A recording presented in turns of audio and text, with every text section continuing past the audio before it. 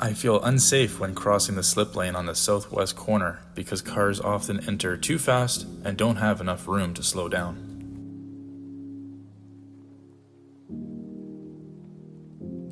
I have had to jump back out of the way from people coming fast down 208 North and heading right onto 87th.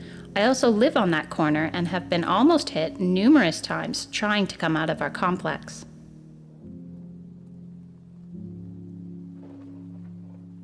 I have almost been hit by cars coming down the hill on 208 and turning without checking for pedestrians. Cars never stop at the crosswalk, and I've had to jump out of the way at least 7 times in my years walking here at night.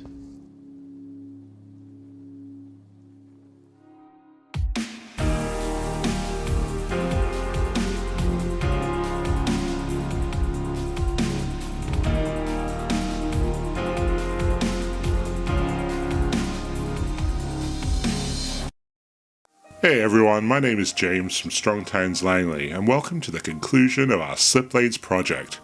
In October 2023, we kicked off this project based on concerns about the slip lanes in our community. We wanted to see how the public felt about them, so we created posters that linked to a survey and placed them at intersections with slip lanes. We focused on the 88th Avenue corridor in Walnut Grove. We got over 30 responses to our survey. But before we get into the results, let's talk a little bit about slip lanes. A slip lane, also known as a channelized right turn, is a travel lane added to an intersection that allows a vehicle to maintain its speed while turning a corner. The idea is it helps keep traffic moving quickly. Drivers don't have to slow down and make a 90-degree turn at the corner. They can instead use the slip lane without slowing down. All this effort to accommodate vehicle traffic makes life worse for pedestrians. To get to the island, a pedestrian has to cross an uncontrolled crosswalk. Often, when approaching the slip lane, the driver of a vehicle is looking left for oncoming traffic, instead of right for a pedestrian waiting to cross, creating a hazard. The second issue is that during peak times, islands can become overcrowded with pedestrians while they wait for the light to change. Pedestrian islands are also often too small for mobility devices like mobility scooters.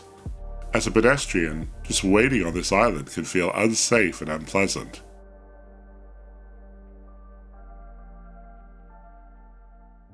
I wanted to get another perspective on these slip lanes, someone who knows Langley and also knows about urban design. Uytae Lee is the creator of About Here, a YouTube channel with videos on city planning, housing, and other urban issues. Through talking about these issues in Metro Vancouver, his videos have gained a global audience. Uytae has a strong connection to Langley. He went to high school in Walnut Grove, and his family still lives in the area. I'm a former resident of Langley. I grew up there. A lot of my sort of high school experience, and really kind of what I remember most about Langley is Walnut Grove, North Langley, that kind of, sleepy suburb, but still kind of cute. We talked about how it feels to walk around Walnut Grove. Walnut Grove, especially that sort of core spine of the city around Walnut Grove Drive and the high school and that part, surprisingly feels safe to walk around. And there's a few key things that I think kind of worked out really well. When I started going to Walnut Grove Secondary School, I really saw how there's so much potential for walkability within Walnut Grove, because me and my friends, every lunch hour, we would leave the school and walk all over the town. I wanted to get his opinion on the slip lanes. Would it be the right idea to remove them? To me, slip lanes feel like an easier win. We're adding maybe a few seconds onto a car's travel distance or travel time as they turn at the intersection rather than this slip lane, but we're potentially saving lives. Last year, he released a video called Why Did Kids Stop Walking to School?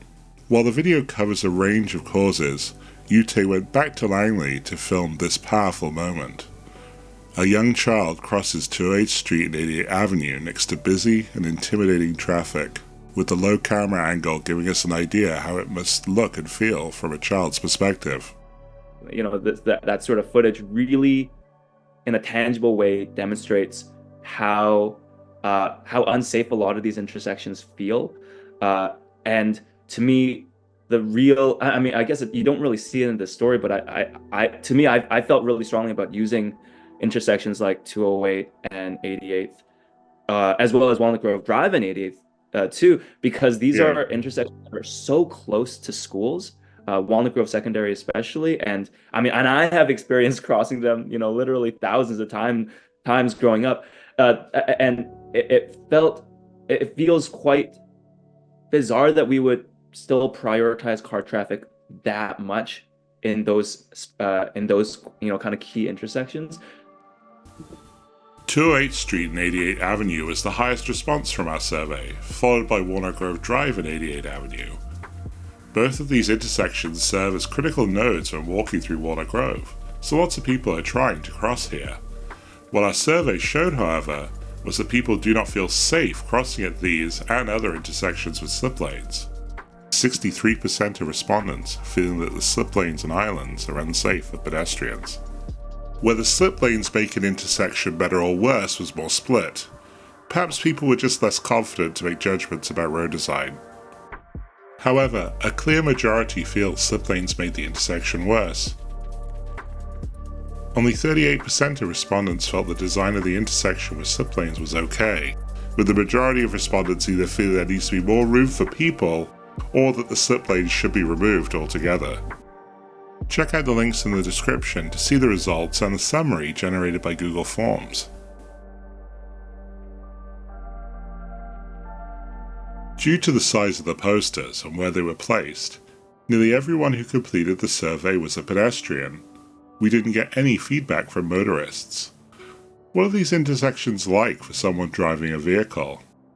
ICBC crash statistics show that at 208th Street and 88th Avenue, there have been 285 crashes since 2018, making it one of the most dangerous intersections in Langley. Slip lanes create complexity for drivers. In a matter of seconds while using a slip lane, a driver has to look for traffic that may be approaching from the left, judge traffic speed, look right for pedestrians, and look back over their shoulder for cyclists who may be coming up from behind them. The slip lane puts pressure on drivers to keep moving, which can make the operator of the vehicle rush and make a mistake. Without a slip lane, a driver is more naturally encouraged to come to a stop and completely evaluate all hazards at an intersection. This benefits drivers with less pressure to keep moving and more time to stop, think, and then act when making a right turn. In cities across Canada and the US, there has been a growing momentum for removing slip lanes and not building them in new projects. At this intersection in Montreal, a slip lane was removed and a protected bike lane was added. Similar treatment was given to this one in Indianapolis. In Seattle, a contest was held and a slip lane was converted into a piece of Pac-Man public art. Some cities, like Austin, are testing out removing the slip lanes first by blocking them off. Others, like Alexandria, Virginia, have made them for bicycles only. More locally, Surrey, BC has committed to removing slip lanes, also as right turn channels, for a number of its intersections. Even here in Langley, new neighbourhoods like Willoughby don't have slip lanes. In a recent study in 2019 as a collaboration between engineering and transportation schools in China and Canada, it references how drivers tend to pay less attention to pedestrians and drive faster in the channelized lane, and that many cities are considering to remove or convert the slip lanes for improving pedestrian safety. The study attempts to support this scientifically with real-world data measuring a number of factors. While the report admits more research from different cities is still needed, it states that sites with right turn channelization have increased risks for pedestrians to cross, and that drivers pay more attention to pedestrians at night time when turning right at non-channelized intersections. It advises that cities should be cautious when making a decision to install channelized intersections. In conclusion, there is significant pedestrian traffic in Walnut Grove, particularly around the town centre core, which is not being well supported with the intersection design. Local residents feel the intersections are unsafe and want more room for people or the slip lanes removed altogether, and the science and trends from other cities supports this.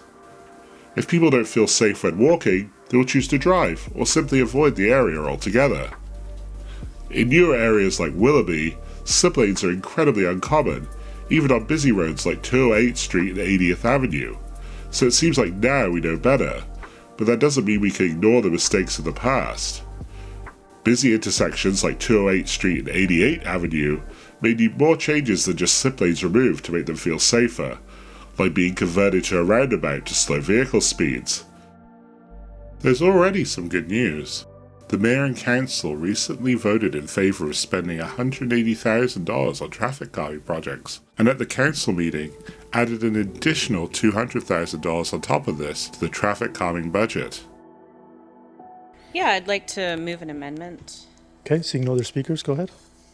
That council authorize $200,000 in additional funding from the Capital Projects Reserve for further traffic calming measures at the 10 identified locations and for additional locations for council to consider. I'm really happy to see this, always supportive of traffic calming and slowing down drivers and protecting our pedestrians and people, active transportation like bicycles. Yeah, I wanted to thank staff for getting this back to us quickly and recognizing that it's a priority for all of council. So I just wanted to say appreciate that and look forward to continuing. It carries unanimously. Call the question on E2 as amended. That carries unanimously. This is real, meaningful action. Let's expand on this and eliminate the slip lanes at key intersections with high pedestrian traffic. A small step towards improving walkability and accessibility for everyone.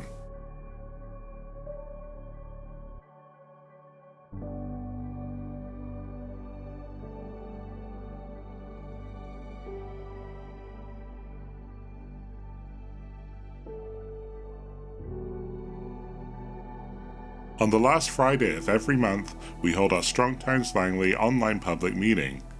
Everyone is free to join and participate. Be sure to visit our website, follow us on Facebook, Twitter, and subscribe to us on YouTube.